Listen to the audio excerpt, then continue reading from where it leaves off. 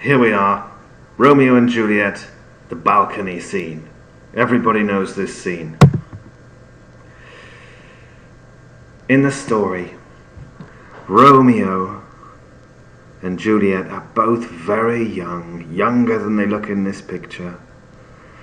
And Romeo is a bit of an idiot. He's completely obsessed with love itself. When we meet Romeo first in the play, he's broken-hearted and writing poems to some other girl who's not even in the play. But it sets him up as he's a hopeless romantic. And then everybody knows the story. There's the Capulets and the Montagues. And the Capulets, that's Juliet's family, are having a big party for Juliet.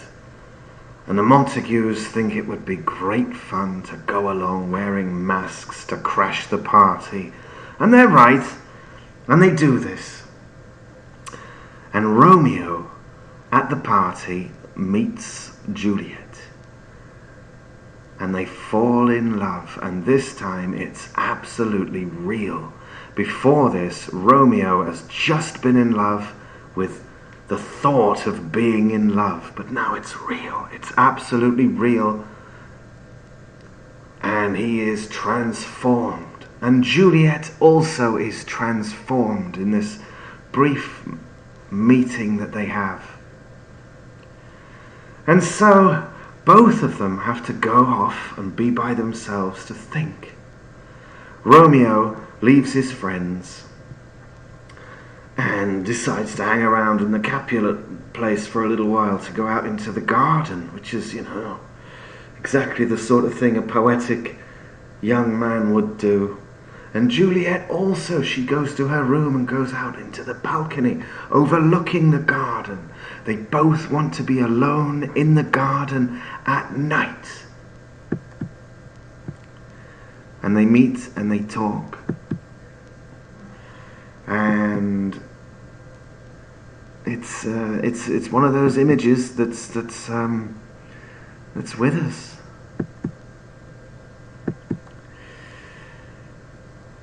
And so, scene 2, Capulet's orchard, enter Romeo. He jests at scars that never felt a wound. Now Romeo says this because his friends are teasing him. He's now saying, oh my goodness, you don't understand, I'm so heart-struck.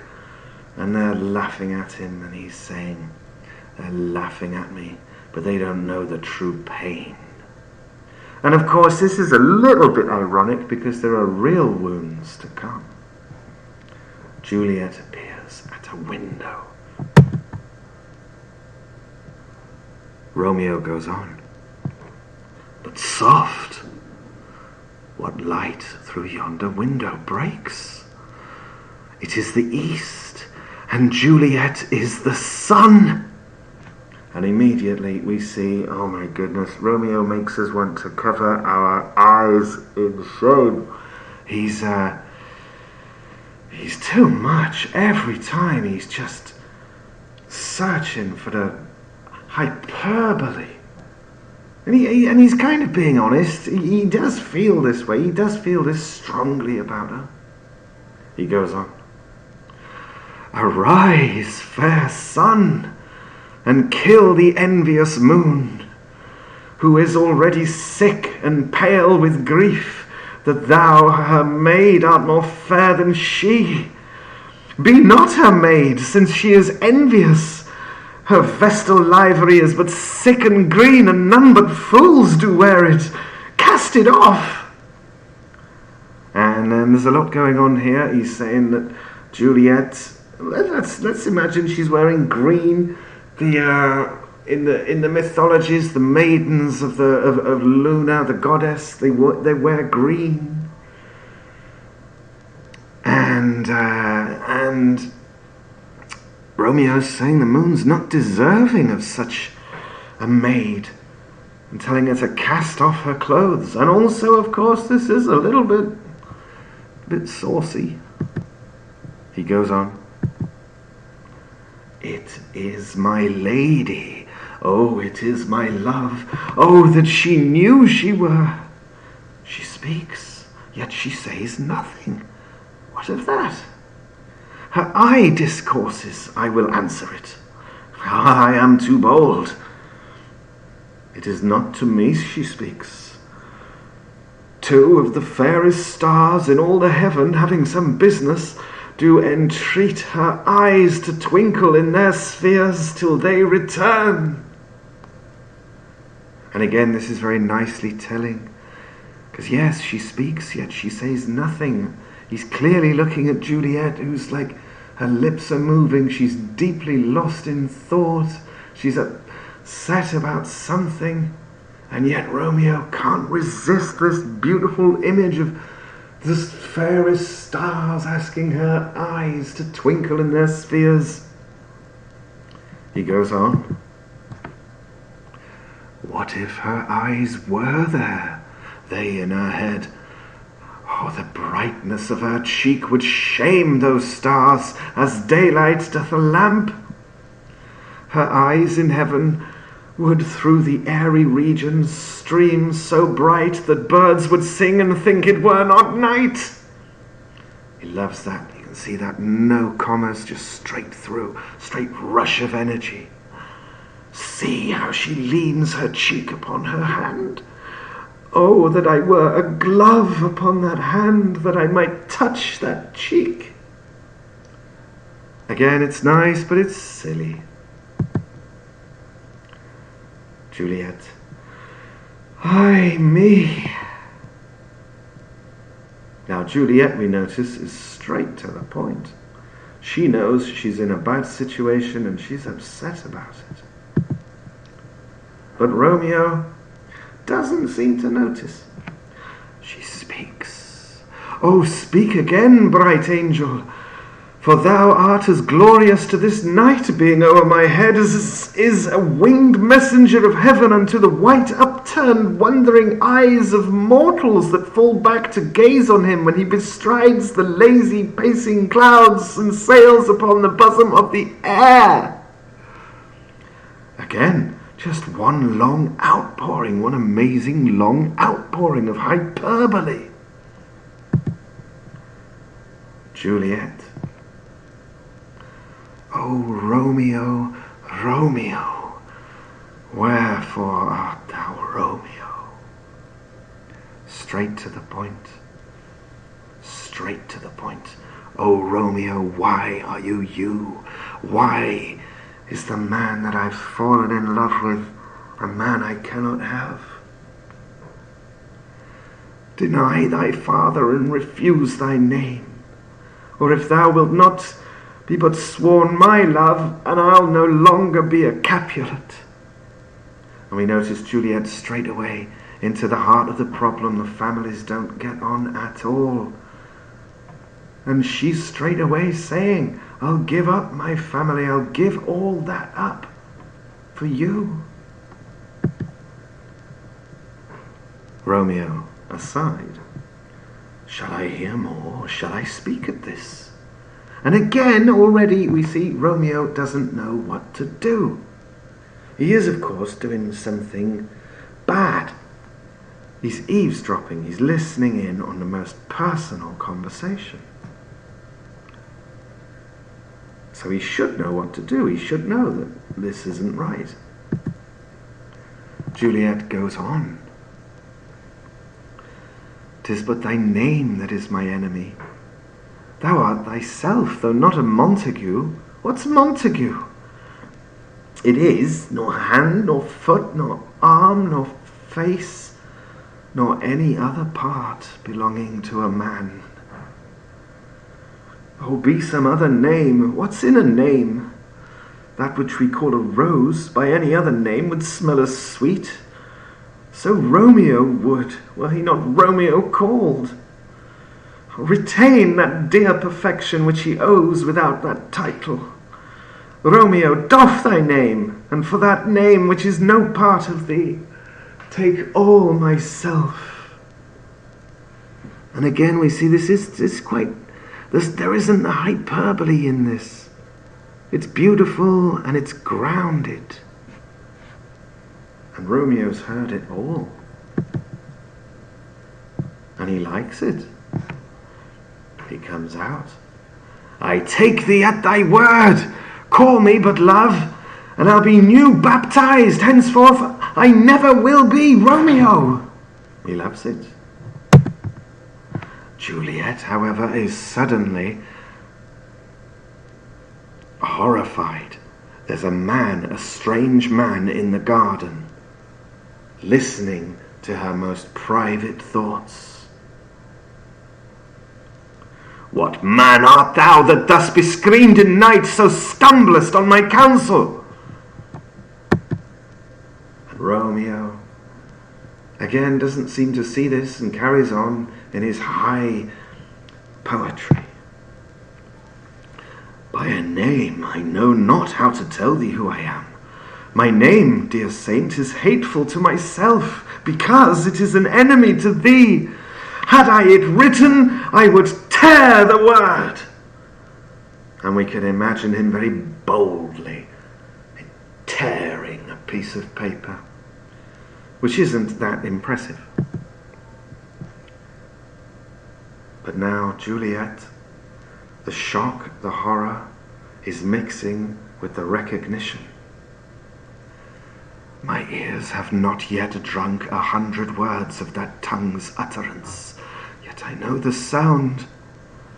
Art thou not Romeo and a Montague? And straightway Juliet addressing the key issue. They cannot survive because he's a Montague. But Romeo goes on. Neither, fair saint, if either thee dislike. Juliet, she knows it's him. She knows what he's saying, but this is serious business, and she is not responding to his love-making. Again, she is deadly serious. How camest thou hither? Tell me, and wherefore?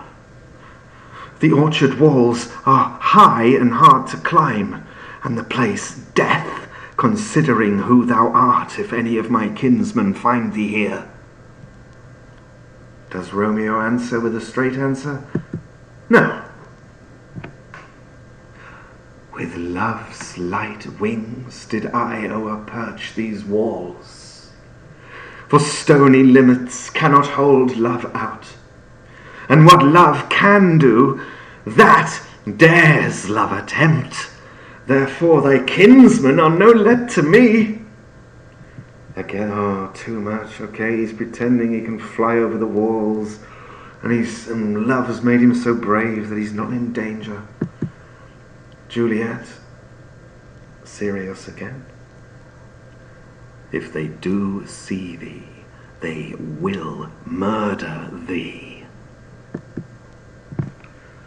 Romeo, again interestingly, cleverly, he sees the seriousness in her eye and he doesn't like it, but he carries on his playing. Oh, alack, there lies more peril in thine eye than 20 of their swords. Look thou but sweet, and I am proof against their enmity. And it's a very telling line.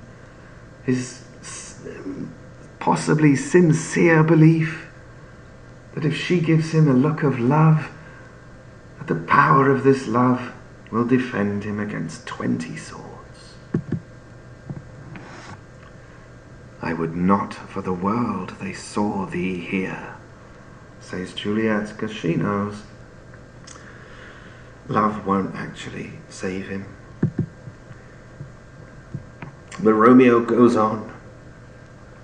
I have night's cloak to hide me from their sight. And, but thou love me, let them find me here. My life were better ended by their hate than death prorogued, wanting of thy love. Which is all very nice, but again, he's not really addressing the seriousness of the situation. By whose direction foundst thou out this place? Says Juliet, again, very sensible. And Romeo, again, persisting with his romantic adventure. By love, who first did prompt me to inquire, he lent me counsel, and I lent him eyes. I am no pilot, yet wert thou as far as that vast shore washed with the furthest sea, I would adventure for such merchandise. And this again is hyperbole, but it's beautiful and wonderful. And it's so good, we feel Juliet now being won over. Thou know'st the mask of night is on my face, else would a maiden blush bepaint my cheek for that which thou hast heard me speak tonight. Fain would I dwell on form, fain deny what I have spoke, but farewell compliment. And again, very beautifully, we see Juliet down to earth, seeing the reality of it, and she's embarrassed that he's heard her private words. Dost thou love me? I know thou wilt say aye, and I will take thy word. Yet if thou swearst, thou mayst prove false. At lovers' perjuries, they say, Jove laughs. O gentle Romeo, if thou dost love, pronounce it faithfully. Or if thou thinkst I am too quickly won, I'll frown and be perverse and say thee nay, so thou wilt woo, but else not for the world. It's very beautiful. She's being completely honest. In truth, fair Montague, I am too fond, and therefore thou mayst think my behaviour light. But trust me, gentlemen, I'll prove more true than those that have more cunning to be strange. I should have been more strange, I must confess, but thou overheardst, ere I was ware, my true love's passion. Therefore pardon me, and not impute this yielding to light love, which the dark night hath so discovered. And Romeo, of course, takes all this in, and he knows what she's saying. And he's going to answer boldly and tell her that yes, he does love her. Lady, by yonder blessed moon, I swear that tips with silver all these fruit tree tops. Now this is very nice. He's swearing to her. He's gonna swear to her that he loves her. And he's swearing to her by the moon. But Romeo, the romantic, has now met reality. And Juliet stops him. Oh, swear not by the moon, the inconstant moon that monthly changes in her circled orb, lest that thy love prove likewise variable. And she is more than his match. She's playing along. But again, reality, swear not by the moon. What shall I swear by? Romeo doesn't have a clue. Do not swear at all. Or, if thou wilt, swear by thy gracious self, which is the God of my idolatry, and I'll believe thee. Which again is very lovely and very deep, and sinks more deeply, I think, than any of Romeo's lofty attempts. If my heart's dear love... And she stops him again. Well, do not swear. Although I joy in thee, I have no joy of this contract tonight. It is too rash, too unadvised, too sudden, too like the lightning, which doth cease to be ere one can say it lightens. Sweet, good night. This bud of love by summer's ripening breath may prove a beauteous flower when next we meet. Good night, good night. A sweet repose and rest come to thy heart as that within my breast. And she ends very nicely with a rhyme. And again, she's very sensible, like, let's not go too fast. This is amazing, but let's not go too fast. Let's let it happen.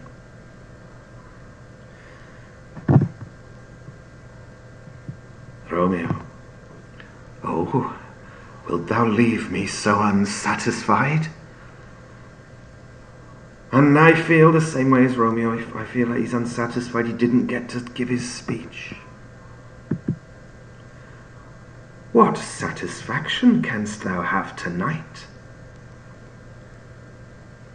And of course they are being flirty with each other. The exchange of thy love's faithful vow for mine, which is a silly thing to say because we all know that he's heard her saying how much she loves him. I gave thee mine before thou didst request it, and yet I would it were to give again. Wouldst thou withdraw it? For what purpose, love? And now, beautifully, Romeo and Juliet, they are a great couple. They really get on, they get each other. But to be frank and give it thee again, and yet I wish but for the thing I have. My bounty is as boundless as the sea, my love is deep. The more I give to thee, the more I have, for both are infinite. And it's like here Juliet anticipates where Romeo's going with his hyperbole, and she beats him to it with the infinite. Now the nurse calls from within. I hear some noise within. Dear love, adieu. Anon, good nurse. Sweet Montague, be true. Stay but a while. I will come again. And she exits. Interestingly, anon, which now means soon, when Shakespeare's using it, literally it means in one. I'm there in one, immediately. But of course, when people say this, they don't mean it. They really mean anon. Juliet exits. Romeo now. These are his words for us to hear. Oh, blessed, blessed night, I am afeard. Being in night, all this is but a dream, too flattering sweet to be substantial. And we may wonder, is he really wondering if it's a dream? Juliet enters. 3 words, dear Romeo, and good night indeed. If that thy bent of love be honourable, thy purpose marriage, send me word tomorrow by one that I'll procure to come to thee, where and what time thou wilt perform the rite. And all my fortunes at thy foot I'll lay, and follow thee, my lord, throughout the world. And this is very telling, that in the moment she was away, Romeo just loses himself in the enjoyment of whether it's really a dream. But in the same time, Juliet has got her thoughts together and come back with a plan. Again, a practical, grounded plan saying, let's sort out the marriage then, if this is for real. The nurse shouts again, Madam, I come anon. But if thou meanst not well, I do beseech thee. Madam, by and by I come, to cease thy suit and leave me to my grief. Tomorrow will I send. And this is very beautiful.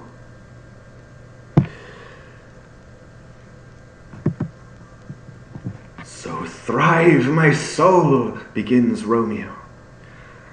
1,000 times good night, says Juliet. And they both know that they love each other and that they're serious and that it might be okay. 1,000 times the worse to want thy light. Love goes toward love as schoolboys from their books, but love from love towards school with heavy lux. And it's nice he gets his closing rhyme in, and interesting that it's a schoolboy image that he chooses because Romeo isn't grown up. And Juliet comes back. Hist, Romeo, hist! Oh, for a falconer's voice to lure this tassel gentle back again. And this is language to do with hunting with falcons. Hist, like calling him back quietly. Bondage is hoarse and may not speak aloud. Else would I tear the cave where echo lies and make her airy tongue more hoarse than mine with repetition of my Romeo's name. And again, this is very beautiful and great hyperbole, and it's better than what Romeo was doing. And Romeo, though, responds, it is my soul that calls upon my name. How silver sweet sound lovers' tongues by night, like softest music to attending ears. Romeo, my dear, at what o'clock tomorrow shall I send to thee? At the hour of 9. I will not fail. 'Tis 20 years till then. I have forgot why I did call thee back. Let me stand here till thou remember it. And this is just very lovely. 'Tis almost morning. I would have thee gone, and yet no further than a wanton's bird, who lets it hop a little from her hand, like a poor prisoner in his twisted gyves, and with a silk thread plucks it back again, so loving jealous of his liberty.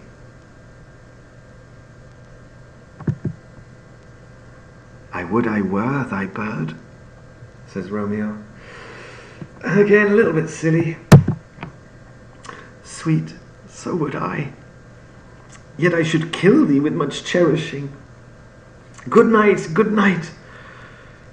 Parting is such sweet sorrow that I shall say good night till it be morrow.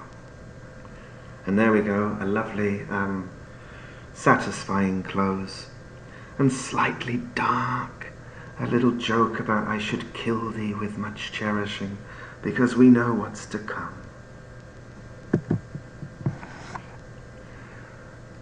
Sleep dwell upon thine eyes, peace in thy breast. Would I were sleep and peace, so sweet to rest. And that is a little saucy. Hence will I to my ghostly father's cell his help to crave, and my dear hap to tell. And he does 2 rhyming closes there, to finally call the end to the very satisfying scene. He's going to go and speak to his priest and tell him everything that's happened.